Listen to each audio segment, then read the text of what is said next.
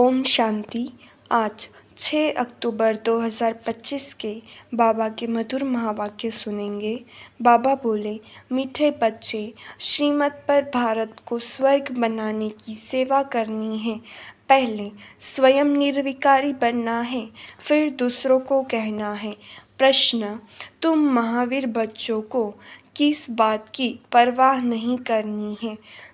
सिर्फ कौन सी चेकिंग करते स्वयं को संभालना है? उत्तर, अगर कोई पवित्र बनने में विघ्न डालता है तो तुम्हें उसकी परवाह नहीं करनी है।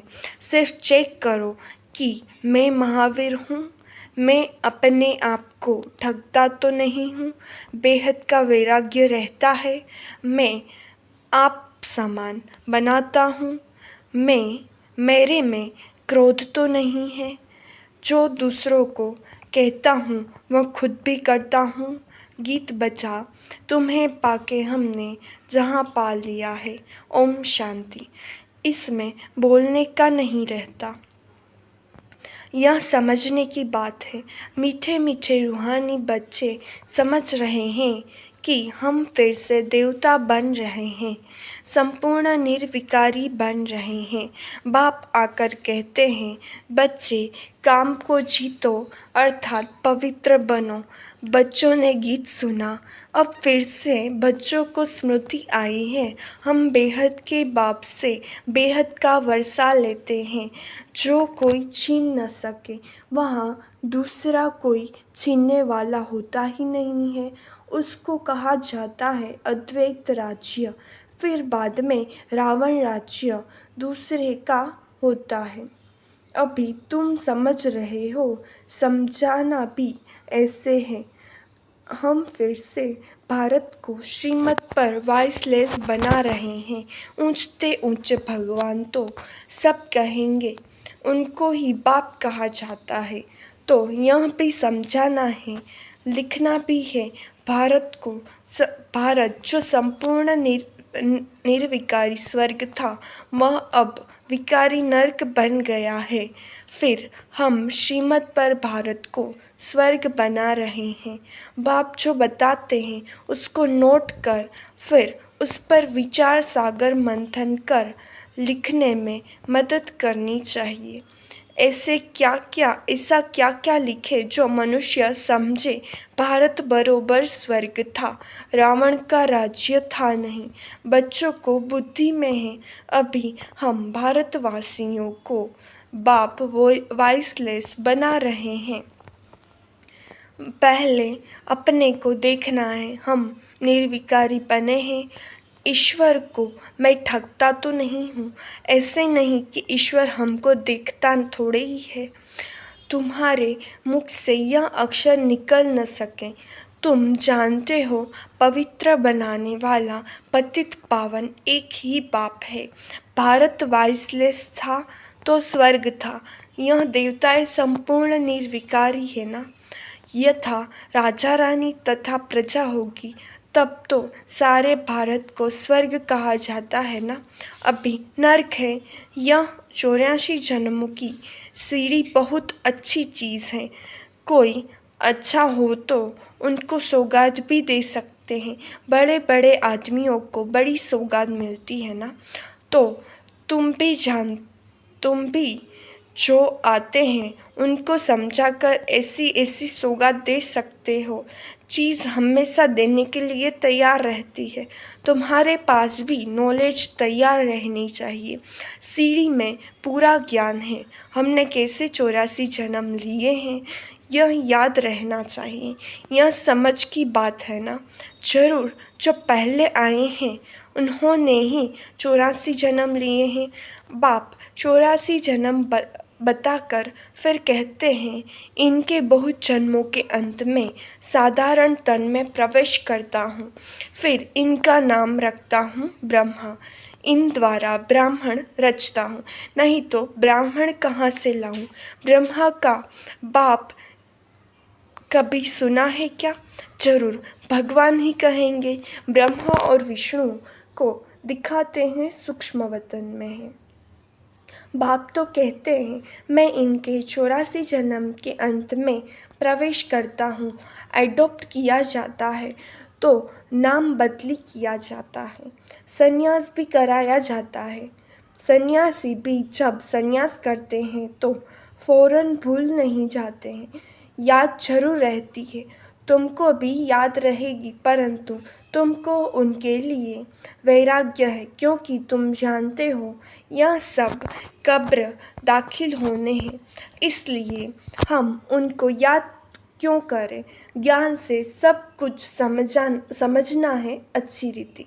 वह भी ज्ञान से ही घर बार छोड़ते हैं। उनसे पूछा जाए घर बार कैसे छोड़ा तो बताते नहीं। फिर उनको युक्ति से कहा जाता है आपको कैसे वैराग्य आया है, हमको सुनाओ तो हम भी ऐसा करें। तुम टेम्पटेशन देते हो कि पवित्र बनो, बाकी तुमको याद सब है, छोटेपन से लेकर सब बता सकते हो। बुद्धि में सारा ज्ञान है। कैसे यह ड्रामा के एक्ट्रेस हैं जो पार्ट बजाते आए हैं। अभी सबके कलयुगी कर्म बंधन टूटने हैं, फिर जाएंगे शांति धाम में। वहाँ से फिर सबका नया संबंध जुटेगा। समझाने की पॉइंट्स भी पापा अच्छी अच्छी देते रहते हैं। यही भारतवासी आदि सनातन देवी देवता धर्म वाले थे तो वाइसलेस थे, फिर 84 जन्म के बाद विशेष बने। अब फिर वाइसलेस बनना है, परंतु पुरुषार्थ कराने वाला चाहिए। अभी तुमको बाप ने बताया है। बाप कहते हैं तुम वहीं हो ना। बच्चे भी कहते हैं बाप आप वहीं हैं। बाप कहते हैं कल्प पहले भी तुमको पढ़ाकर राज्य भाग्य दिया था। कल्प कल्प ऐसे करते रहेंगे। ड्रामा में जो कुछ किया हुआ विघ्न पड़े फिर भी पढ़ेंगे। और जीवन में क्या क्या होता है याद तो रहता है ना। इनको तो सब याद है, बतलाते भी हैं। गावड़े का छोरा था और वैकुंठ का मालिक बना।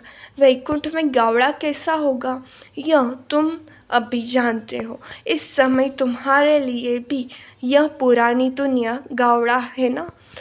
कहाँ वैकुंठ, कहाँ यह नर्क। मनुष्य तो बड़े बड़े महल बिल्डिंग आदि देख समझते हैं यही स्वर्ग है।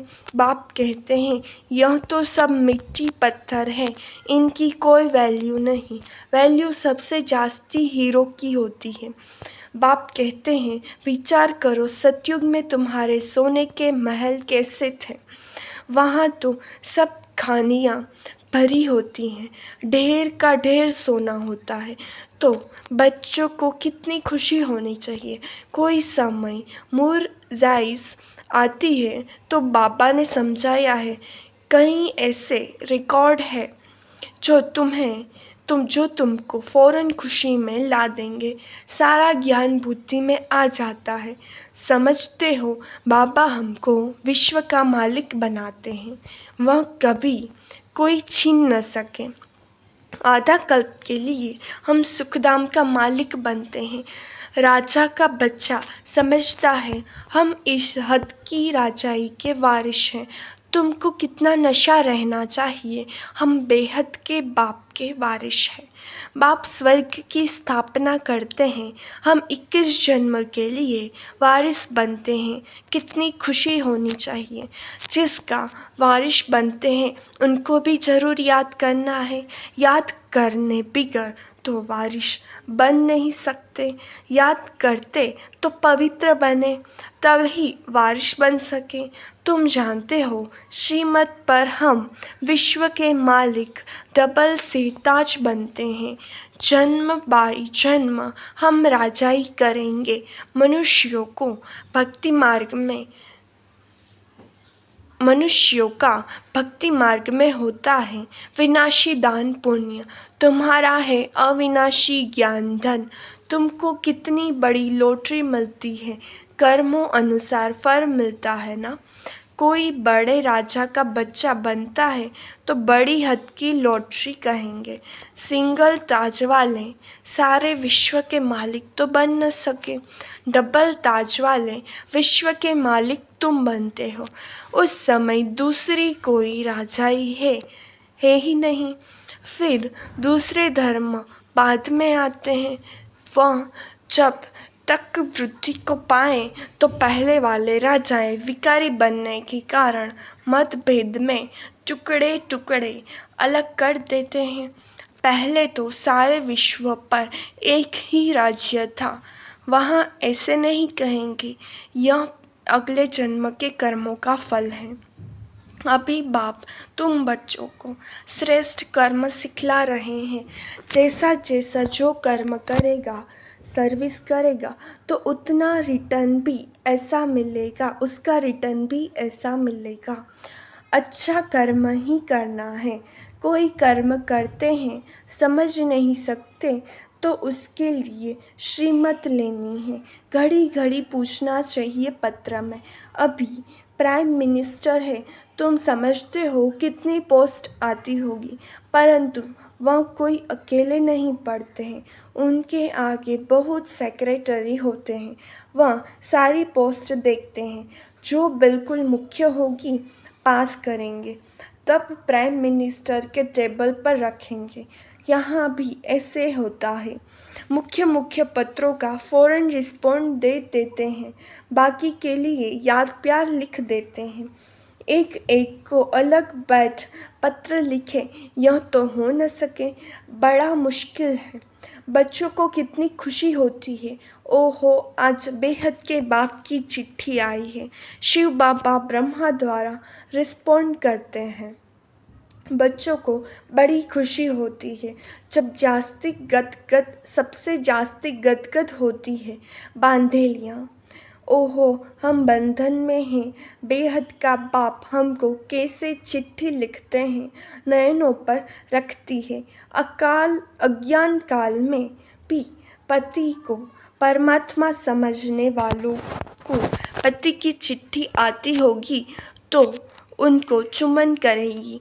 तुम्हारे में भी बाप दादा का पत्र देखकर कई बच्चों के एकदम रोमांच खड़े हो जाते हैं, प्रेम के आंसू आ जाते हैं। चुम्बन करेंगी, आँखों पर रखेंगी, बहुत प्रेम से पत्र पढ़ती हैं। बांधेलियाँ कोई कम है क्या? कई बच्चों पर माया जीत पा लेती है।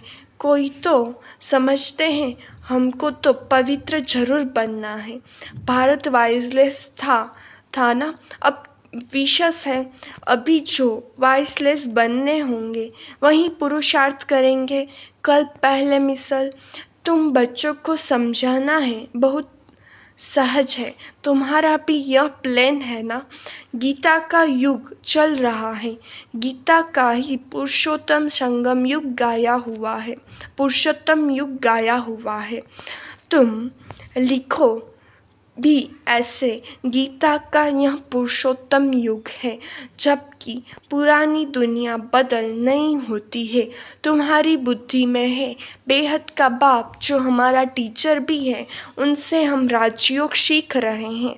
अच्छी रीति पढ़ेंगे तो डबल सिरताज बनेंगे। कितना बड़ा स्कूल है, राजाई स्थापन होती है, प्रजा भी ज़रूर अनेक प्रकार की होगी। राजाई वृद्धि को पाती रहेगी, कम ज्ञान उठाने वाले पीछे आएंगे। जैसा जो पुरुषार्थ करेंगे वह पहले आते रहेंगे। यह सब बना बनाया खेल है, यह ड्रामा का चक्र रिपीट होता है ना। अभी तुम बाप से वर्षा ले रहे हो, बाप कहते हैं पवित्र बनो। इसमें कोई विघ्न डालता है तो परवाह नहीं करनी चाहिए। रोटी टुकड़ तो मिल सकती है ना। बच्चों को पुरुषार्थ करना चाहिए तो याद रहेगी। बाबा भक्ति मार्ग का मिसाल बताते हैं। पूजा के टाइम बुद्धि योग बाहर में जाता था तो अपना कान पकड़ते थे, चमाट लगाते थे।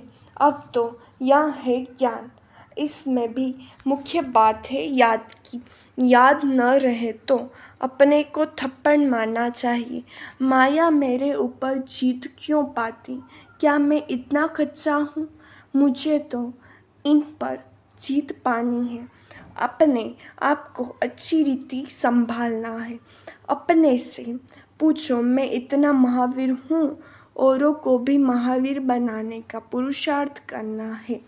जितना बहुतों को आप समान बनाएंगे तो ऊंचा दर्जा होगा।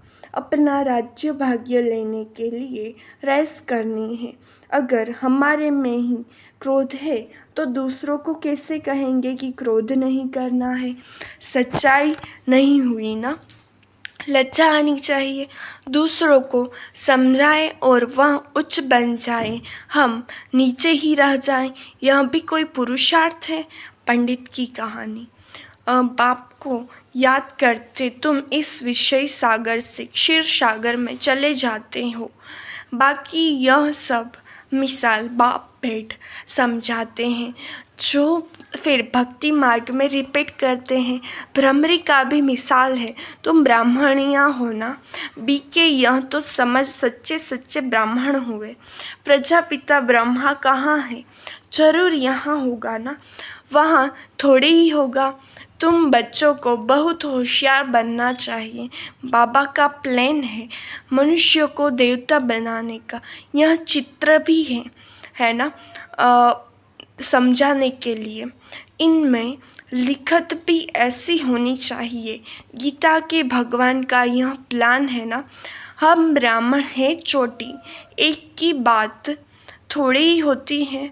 प्रजापिता ब्रह्मा तो चोटी ब्राह्मणों की हुई ना। ब्रह्मा है ही ब्राह्मणों का बाप। इस समय बड़ा भारी कुटुंब परिवार होगा ना, जो फिर तुम देवी कुटुंब में आते हो। इस समय तुमको बहुत खुशी होती है क्योंकि लॉटरी मिलती है। तुम्हारा नाम बहुत है। वंदे मातरम। शिव की शक्ति सेना तुम हो ना। वह तो सब है झूठे। बहुत होने के कारण मूंझ पड़ते हैं, इसलिए राजधानी स्थापन करने में मेहनत लगती है। बाप कहते हैं यह ड्रामा बना हुआ है, इनमें मेरा भी पार्ट है। मैं सर्वशक्तिमान। मेरे को याद करने से तुम पवित्र बन जाते हो। सबसे जास्ती चुंबक है शिव बाबा, वहीं ऊंचते ऊंच रहते हैं। अच्छा, मीठे मीठे सिखिलते बच्चों प्रति माता पिता बाप दादा का याद प्यार और गुड मॉर्निंग। रूहानी बाप की रूहानी बच्चों को नमस्ते। हम रूहानी बच्चों की रूहानी बाप दादा को याद प्यार नमस्ते, गुड मॉर्निंग, ओम शांति। शुक्रिया बाबा, शुक्रिया। धारणा के लिए मुख्य सार है। पहली पॉइंट, सदा इसी नशे व खुशी में रहना है कि हम 21 जन्मों के लिए बेहद बाबा के वारिस बने हैं। जिनके वारिस बने हैं उनको याद भी करना है और पवित्र भी जरूर बनना है।